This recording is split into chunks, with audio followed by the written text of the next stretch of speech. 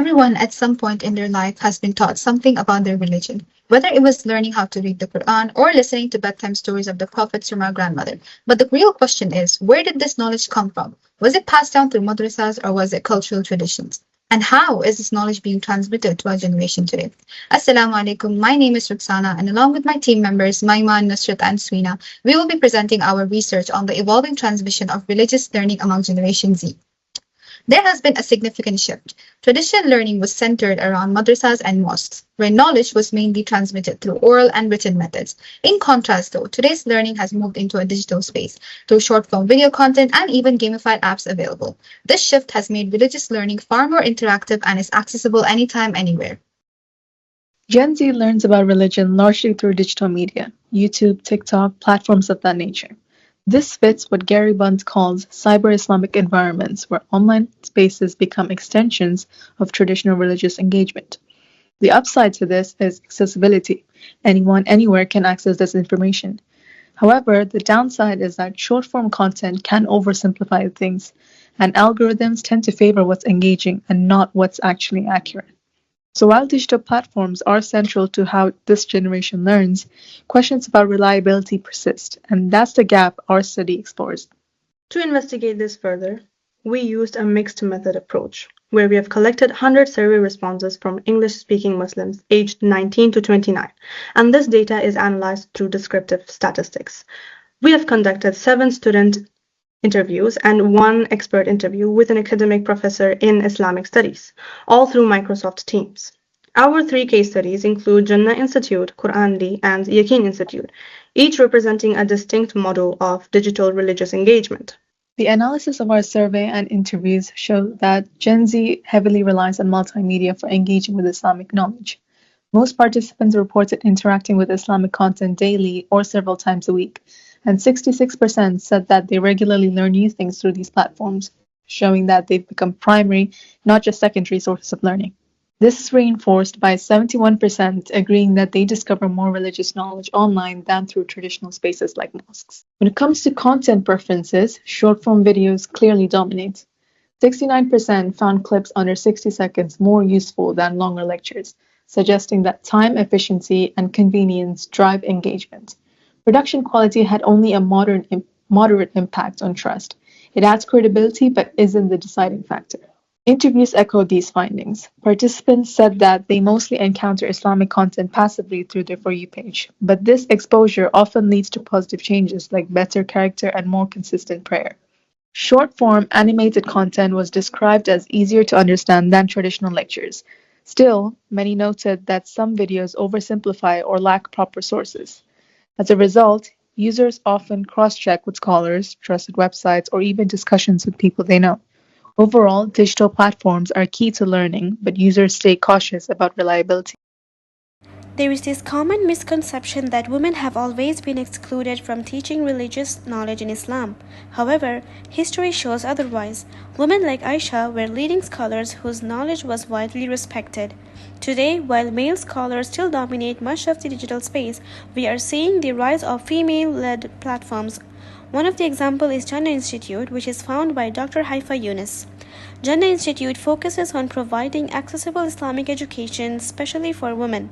It is designed for the modern Muslimah, offering structured and flexible learning for students, professionals, and even homemakers. Its goal is to remove barriers and create a comfortable space where women can learn and ask questions more openly. Now here, looking at our survey findings, about 74.3% agreed that digital platforms have improved access to religious learning for women, and 54% female respondents said that they feel more comfortable learning from female scholars online. This shows that online spaces are indeed playing an important role in expanding the access. Here, in the interview that took place among students who took the program, shared that being taught by female scholars made a huge difference, especially by reducing hesitation in asking questions while also making the content feel more relatable to women's real-life experiences. A mother even mentioned that she and her daughter both plan to enroll in the program, showing how this impact can extend across generations. Overall, platforms like Jannah Institute demonstrate how digital media can bridge gaps in traditional access to religious knowledge for women. However, access alone is not really enough. Meaningful learning depends on an individual's willingness and intention to seek knowledge. Moving on to our second case study, the gamified model. Gamification refers to the use of game-like elements such as streaks, visual progress tracking, challenges, and rewards that are applied to non-game-like contexts. The purpose of gamification is to increase user motivation and engagement by making activities more interactive and habit-forming. A very prominent example of this is Quranly application, a habit-inducing app with over 3.7 million downloads as of 2026. This app aims to help users build a consistent and personal relationship with the Holy Quran.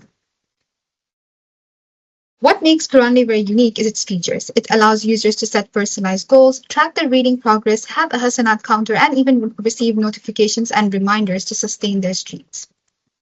Moving on to the survey results for the gamified model, about 63% of the participants reported using Islamic apps daily or weekly, while only a small proportion used them occasionally. More importantly, though, 65.8% felt that these apps made their worship more structured, while none felt that it made it more mechanical. Additionally, gamified features like streaks and reminders were very well received. Now, we created a correlation graph to look deeper into this user behavior. The graph highlights a very clear pattern. Those who relied more on streaks were more likely to experience stronger emotional response when they broke them. For our qualitative analysis, we interviewed Ms. Dinaz Kanji, an academic scholar in Islamic studies, to understand her perspective on gamifying religious practices. She noted that gamifying features build consistency, very similar to Ramadan routines, but warned that they may lead to habit-driven worship rather than intention-driven worship. Because these apps tend to rely on reward systems, they can shift motivation away from spirituality, making practices feel more mechanical rather than meaningful. Overall, our findings show that gamifying religious apps have a positive impact on consistency among Generation Z because these gamifying features help integrate worship into daily life. Not only that, they also create both behavioral and emotional engagement. However, the impact isn't uniform, showing that individuals engage with these tools very differently. Research also suggests that while streaks act as external motivators, they also serve as a starting point for a deeper engagement. So, technology should be seen as a supporting tool, as true religious practice ultimately depends on one's personal intention and discipline. Finally, we have the cinematic model. For this model, Yaqeen Institute's Ramadan series is a prime example as it uses what Kane calls the language of camera. The lighting, framing, and atmosphere, in fact, all of the cinematic shots included in this slide are a part of the series, which show Yaqeen uses this aspect to make religious content not only watchable but genuinely felt. Now, led by Dr. Omar Suleiman, Yaqeen has built over 2 million YouTube subscribers around one philosophy, rooted in tradition, designed for tomorrow. They produce cinematic content all while keeping the religious ethics intact. They are meeting the standards set by platforms like Netflix, but they're not the only one. Platforms like Qalam are also moving in the same way, because that is how authentic Islamic content survives the algorithm. So, does this actually work? Out of our 100 respondents, 61 were familiar with Yaqeen. 58% found cinematic style made content feel more trustworthy. 81.7% said production quality influences whether they keep watching the video or not. And 85% said when a scholar shares personal struggles, their trust increases. For further analysis, our Spearman scatter chart confirms this. The higher the production sensitivity, the higher the trust in scholarly knowledge. To add on, Farha, a student who told us after finding Yaqeen, said that Salah is not a routine anymore. Instead, she genuinely looks forward to it. Overall, what this means is that high production value acts as a cognitive shortcut. Viewers read it as institutional care and translates that into credibility. But it only works when polish is paired with genuine authenticity. From our survey, 39% who saw no credibility shift, meaning for someone grounded in tradition, this interface is secondary. But for those who are platform dependent, encountering Islam through a feed is often the door in. It does not replace the traditional authority, rather it makes it relevant again. Our study shows that digital platforms are not replacing traditional religious learning, but reshaping how Generation Z engages with it. Across all case studies, design and content influence how young Muslims connect, trust, and practice their faith. While these platforms improve access and engagement, meaningful learning still depends on personal intention. Ultimately, digital spaces can open the doors, but it is the individual who chooses to walk through it.